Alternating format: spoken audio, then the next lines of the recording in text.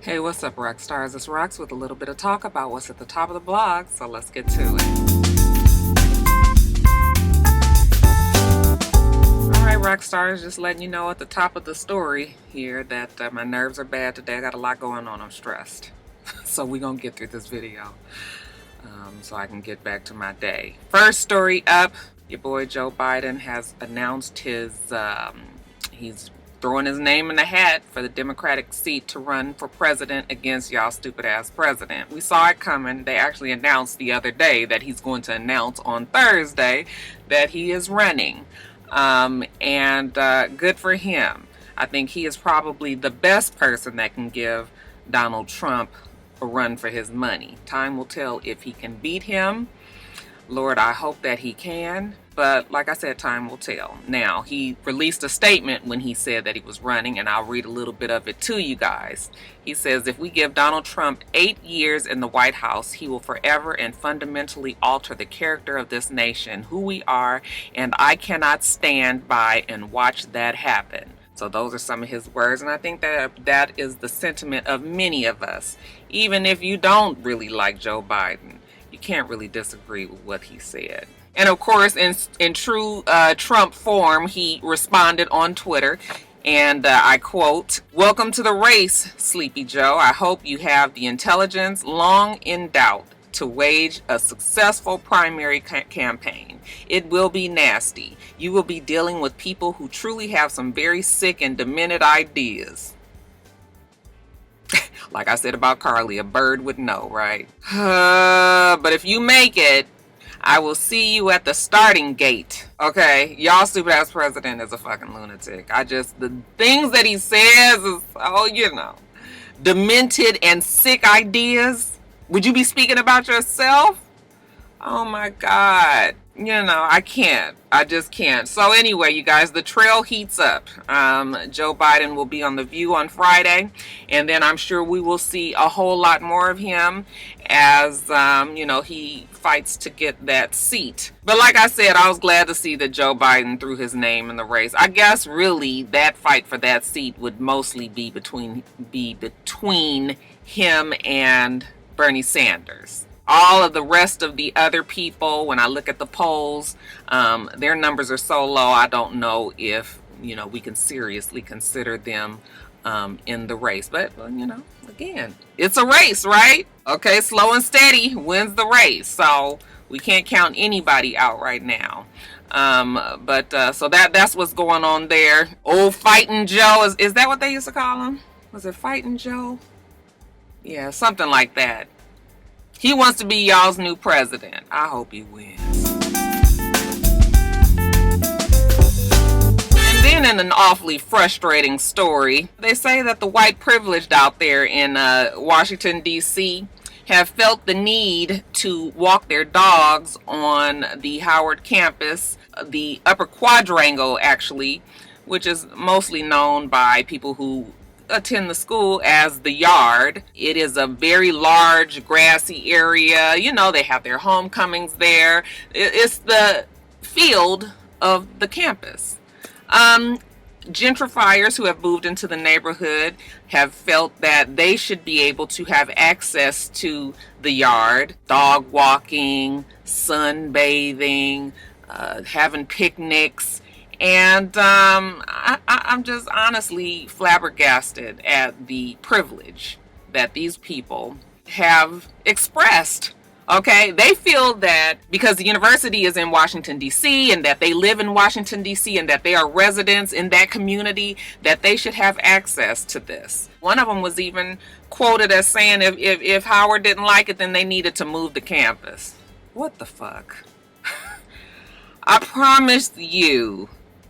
I mean, where is it that you can walk onto a private university's campus, anywhere really, and have access to their yard? I mean, even in LA at USC has a beautiful campus. You couldn't just walk on the campus there, be on their grass, and that you either had to be a student there or security was going to tell you to leave. Now, the problem with it being at Howard University is that it is an unwritten rule. There is not a rule that's written that said that residents cannot, go onto the yard. I guess before then, or before these last 4 or 5 years where it has started to become a problem, they never had to write it into the rule because people in the neighborhood had the general respect for the Mecca, okay? The Black Mecca, this school that has been there 152 fucking years, and you want them to move, okay? Because you want to walk your damn dog so that they can shit on there. Who knows if you are picking up their crap or what?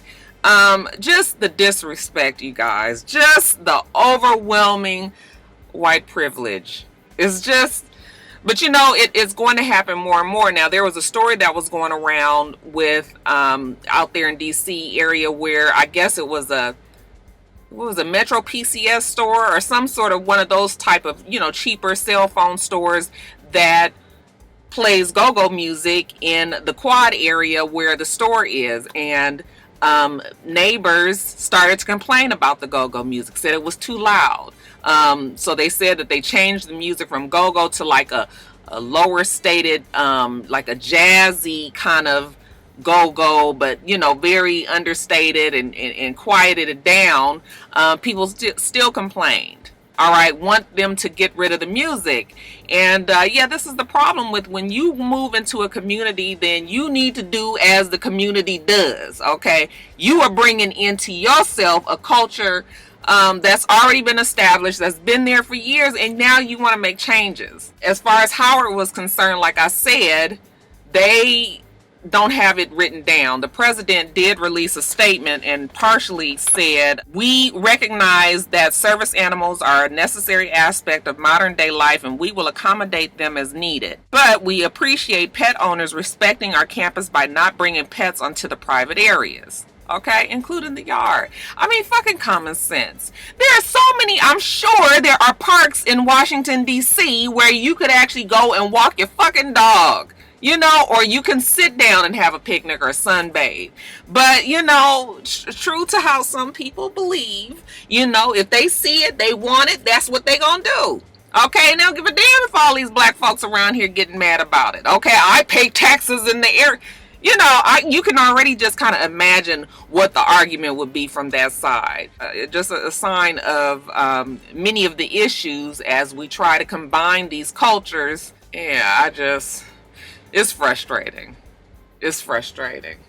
Any of you guys out there, my Howard alumni, how do you guys feel about this? I wonder if it's something that will actually end up in the courts, because we also know that there are some of that persuasion who would probably take it that far. And then I wonder, what would the rights actually be? Now, it is a private institution. So I can't understand why this green space would be open to the public like that. Okay, I've never been to campus, to Howard's campus, so I don't really know how the setup is. I don't know if the streets, if you can walk through the campus, if it's like out here at the, out here in Atlanta where Clark and Spelman and Morehouse and Morris Brown and all of those campuses are just open to the neighborhood, and so it's a lot of people that's walking through there. I'm not sure if it's on a busy street. I don't really know how it goes, but what I do know is people should have just the general respect of a campus and not take your ass on there. If you're not a student, why would you need to be there on this historically black college? Okay, I'm so frustrated about it. Again, like I said, I ain't in the best of fucking moods. It's just whatever. But I would like to get you guys' opinion on this, because I know I can't be the only one that feels this way. It's ridiculous that these let me move along. Okay, hopefully Howard University will get a handle on this and keep these people out. And if we gotta go to court about it, damn it, then let's go to court. Okay, some things are definitely worth fighting for. So evidently yesterday, right before 6 p.m., the doorbell rang of the townhome that Bun B and his wife Queenie lived in. His wife was expecting an Amazon package, so she thought that was a delivery person. So she didn't even check to see who was at the door. She opened the door, and instead she was met by an armed somebody who had a ski mask on, who had a gun, who pointed the gun at her head and forced his way in. Now, who's been now identified as 20-year-old DeMonte Jackson. Once he got Queenie inside of the home, you know, he was demanding things. He wanted to go upstairs. She dissuaded him from going upstairs because she knew that Bun B was up there. She was not even sure if he was trying to get to Bun B. She didn't really know what the deal was. She just was trying to convince him to take her car, which was in the garage, you know, trying to get him out of the house. She was able to convince him of doing so. Now, while she was going back and forth with DeMonte, evidently Bun B was upstairs and could hear all the commotion, got his gun, and when they went outside to the garage, he followed them, and then they exchanged gunfire between him and DeMonte. DeMonte ended up fleeing. Neither Bun B or his wife were hurt. However, DeMonte showed his ass up at a hospital a little while later with a gunshot wound to his shoulder. And I'm sure since he couldn't explain exactly how he got that gunshot wound, and there was a police report, I'm sure, that was made by Bun B and his wife that they had been, you know, victims of a home invasion, they were able to put two and two together and realize that this was the suspect in question. So they have arrested DeMonte. He's been charged with 2 counts of aggravated robbery and 1 count of burglary. And yeah, picked the wrong house for sure. I don't know what the fuck is going on with these people. This is how scary it has become. It is the middle of the goddamn day, and you go breaking into people's houses. They're saying that neighbors had actually saw him. He was kind of casing the neighborhood, walking up and down the streets, ringing doorbells. Nobody really called the police, but this is one of those situations where we now have to be extremely cautious. That's the one thing that I love about the Ring. I have a Ring, and I know many of you guys do as well. It is really truly like a neighborhood watch. And anytime somebody is going up and down my street, or you know, when there's something suspicious going on in the neighborhood, people are on the app and saying, hey, look, it's a white car, you know, 2000 whatever, you know, this is the tag, or you know, I was able to kind of see the driver, does anybody know who this is? Okay, when they have video recordings of people up on their doorstep, they'll send out the video and say, hey, does anybody know why this person might have been knocking on my door? I mean, you would be surprised at what the fuck goes on within like a 5-mile radius of your home when you look at the Ring app. It is so much shit going on, you guys, that you had absolutely no idea about. It is an eye-opener, and it is scary. Okay, but it also is a good, like I said, it is a good neighborhood watch, because people are watching. Every time my phone goes off, and you guys know that I'm a victim of, you know, my house was broken into some years ago. Now, whenever my phone goes off, I mean, that Ring picks up motherfucking bumblebees and wasps and shit flying in front of it. I don't give a damn. When the shit go off, I go and check my phone. I need to see exactly what's going on. So that's a good thing about it. But I guess DeMonte learned the fucking hard way that day that you should not be doing this shit. Got his ass shot in the shoulder and was scared enough that he had to take his behind onto the hospital. So that's what the fuck you get. Thank goodness that Bun B and his wife were not hurt. Thank goodness that he was able to protect his family. This is why we say that people should have the right to bear arms, but you know, we have to have the right guns out there, and we have to have them in the right hands. So, prime example. Yeah, shout out to Bun B and his wife. Glad to see that they made it okay. And DeMonte Jackson, let this be a lesson to you and all your damn friends, your homies that might be doing the same thing. Find something else to fucking do. Okay, you lucky your ass didn't get killed this time. Maybe next time you won't be so lucky.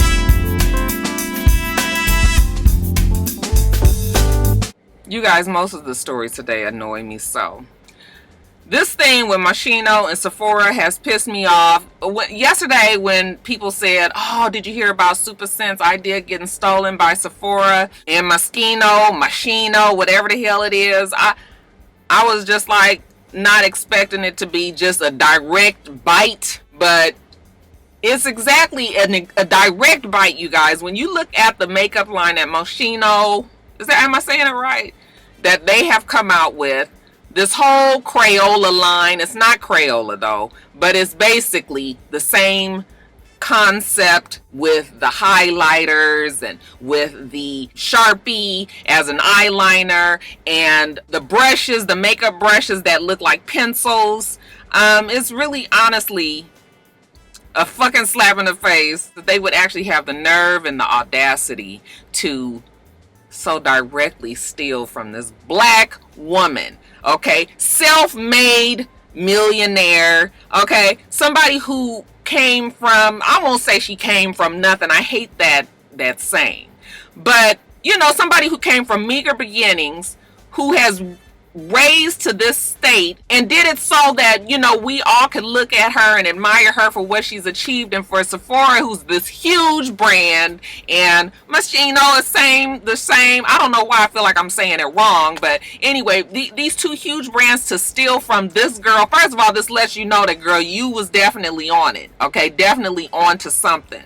Who else tried to come out with a crayon? Who was it? That shit didn't do nothing. It was some makeup. I can't even remember what it was. I can't remember who it was. But another company tried this a while ago. But the difference here is Sephora being such a, I mean, that's a nationwide store, you know. Something that will be difficult for her to compete against. I won't say impossible, because she's already done very, very well.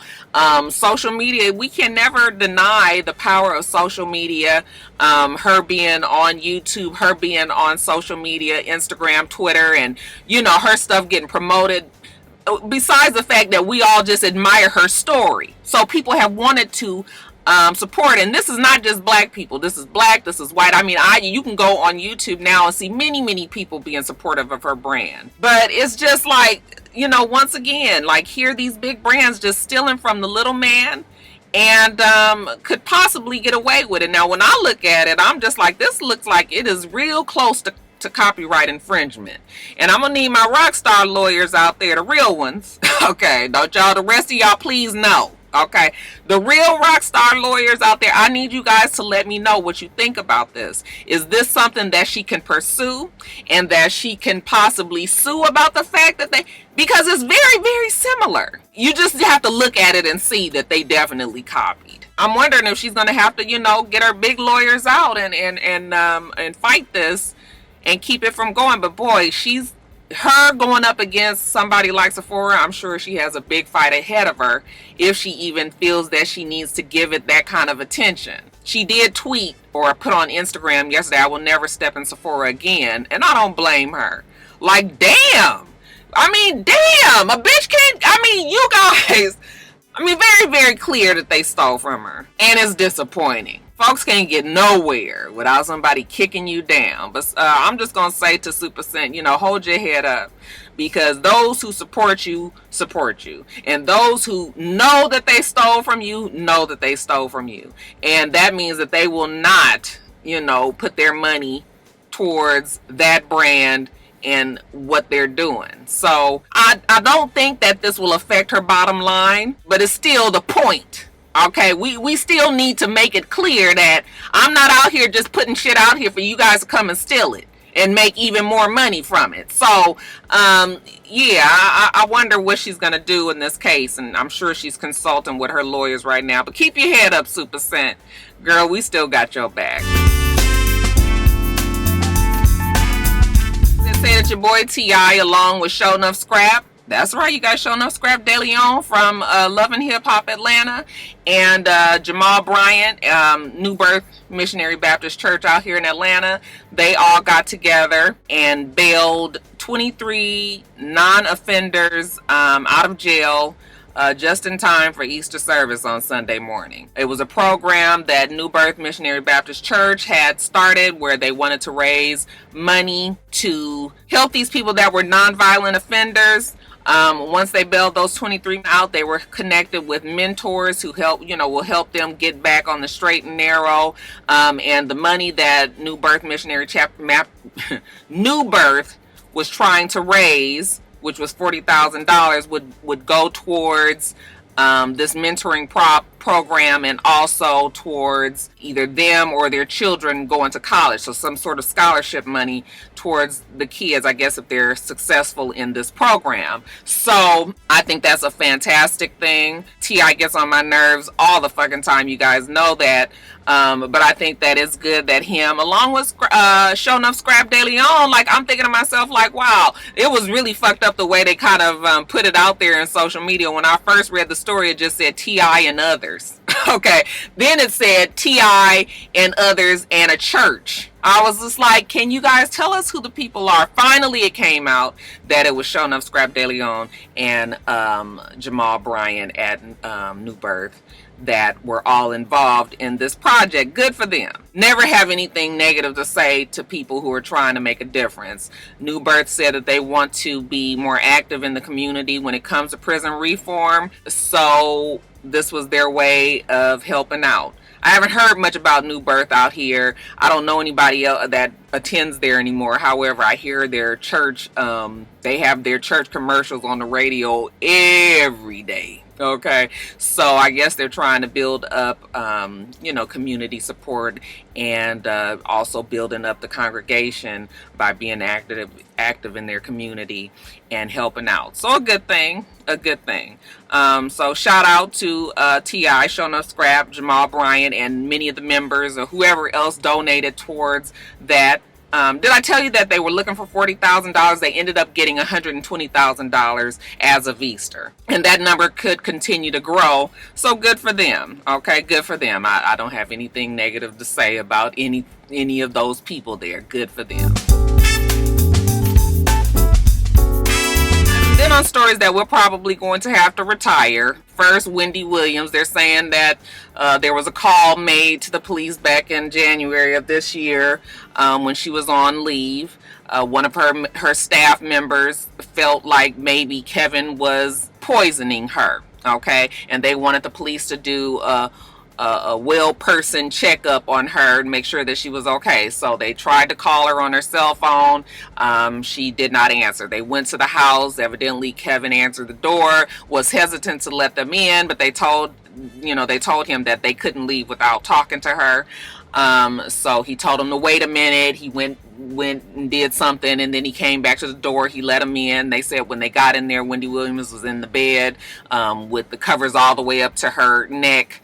Okay, they couldn't see her body. However, she told them that she was recovering, from an injury to her shoulder. She had a fractured shoulder. They asked her, was she aware that somebody might be trying to poison her, that Kevin might be trying to poison her? She said, they said that she said something along the effect of, well, I am popular. They didn't really know what that meant. They asked her again. She became tearful, is what they said, but ultimately denied that, he was trying to poison her. And then Kevin kind of cut it off and said, okay, you don't need to tell them anything else. And the police left. Okay, so that's the story there. I don't have any other information on it, so what you guys read in the blogs is really the same thing that I can tell you here.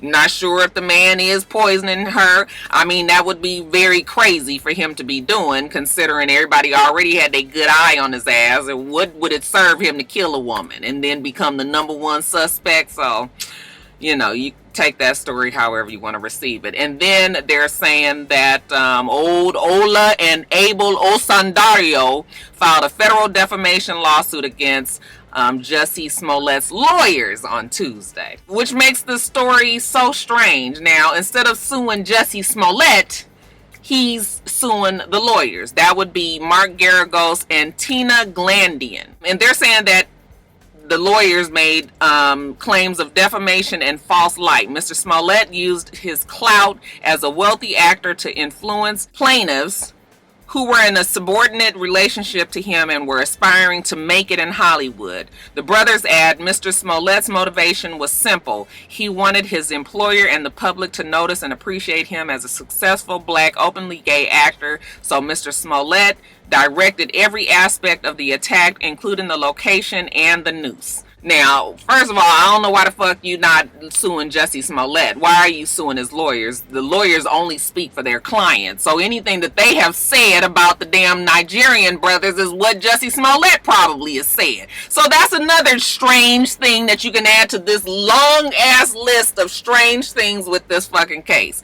Secondly, I'm sick of the Nigerian brothers as well, because I feel like not only is Jussie Smollett guilty, but they are guilty too, because you cannot tell me that as two grown-ass men, they didn't know that the shit that they was doing was not right. So I'm kind of through with Ola and Osa, and Abel too. And honestly, I'm sick of the story, because we are never going to get a clear understanding of anything that goes on there. And I'm just over it. I'm over it. So both Wendy and Jussie are definitely on the table to be retired. I will let you guys decide. You guys let me know in the comments. Unless something very, very big happens, I'm not going to keep reporting on them every week. You guys let me know what you think about that. I'm still going to make the decision, but I'm just letting you know all these little nitpicky ass little shit stories that's coming up every fucking day. Yeah, we ain't got that kind of time, y'all. You guys in quickies. First, supposedly there was a bench warrant out for Tierra Marie's arrest. Remember, she owes what, $30,000 to 50 Cent, or Curtis Jackson, as he is legally known. She hasn't paid it. As a matter of fact, she started a hashtag of I ain't got it, and I believe she even has a song out by the same name. Tierra Marie wants everybody to know that there is no bench warrant, that is just your boy 50 Cent out there trolling and lying. Even Sister Girl put out a statement. Let me read it to you. Never believe a nigga named Curtis. Even if he is your favorite washed up old school rapper, here's the real news. My lawyers are all the way on point, the best. I never had an arrest warrant, and Spare Change never trademarked shit. He just trying to steal drip. He needs it bad. You see how this boy dress? That shit is kind of funny. So her and 50 Cent, or Curtis, continue to go back and forth in the in social media. I don't even really know what's going on with that case. I mean, I guess it probably will just come down to him having to maybe what is the word that I'm talking about? Her wages, take her wages. What's it called, y'all? It's right on the tip of my tongue. I can't remember. Garnish her wages. But again, those real rock star lawyers that I asked about earlier, y'all let me know here too. Is he gonna be able to get his money? I mean, I'm sure if she's on Love and Hip Hop that he can get his money through her wages, right? Or am I wrong? Why is this girl not paying him? She says she ain't got it, but I think it's funny that she continues to stand up to 50 Cent. But y'all know 50 Cent got all the fucking time in the world. So, girl, I hope you got time too. Remy giving Britney a black eye. I'm still not clear on the story. Yes, I have read that, Britney said that the reason why Remy hit her in the eye is because she was trying to tell Remy that, she saved her daughter from an abusive relationship. I can just imagine how that conversation may have gone. I was trying to think back of when, if any time that Remy might have had a problem with Britney, and all I can remember is her just being so just over and disgusted and just like they so stupid. The fight that Britney and Bianca and Mariah Lynn and them were having on the show. I mean, she had no patience for that.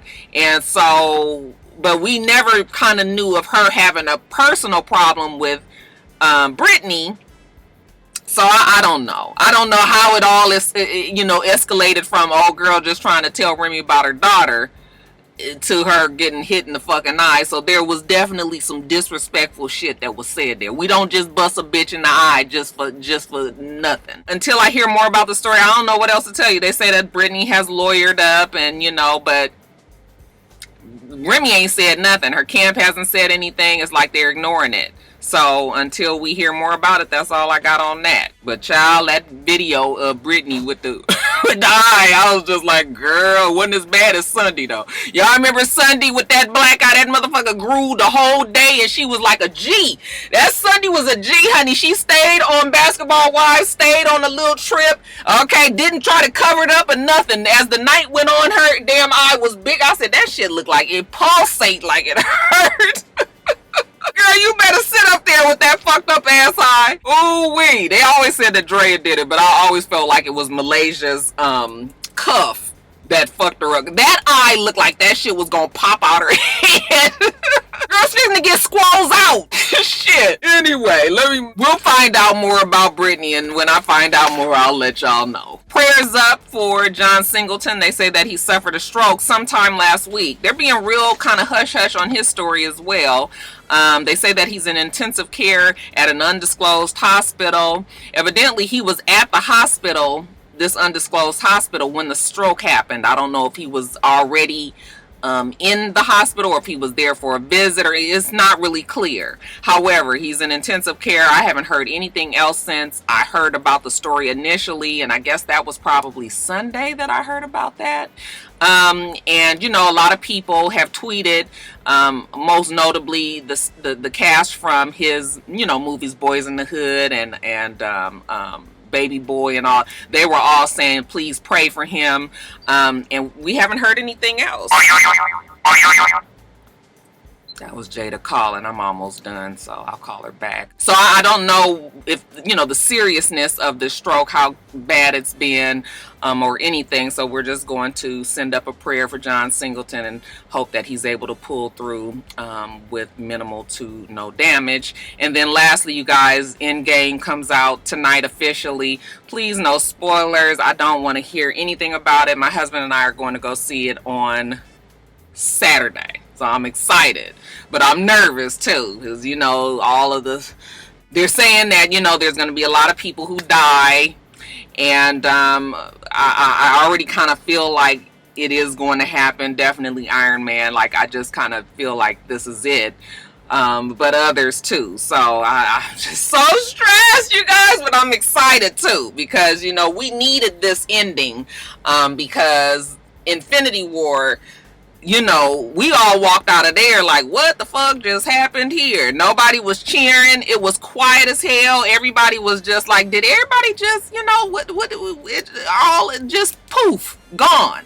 Okay, so we need our vindication. We need our boys and girls to come back and fight with a vengeance and get their people back, you know, and all of that. So I know it has to happen, but I'm telling you, I am anxious. I'm excited though. Are you guys going to go see it? Oh, Marvel Comics forever. I'm excited, you guys. Let me know if y'all going to go see it too.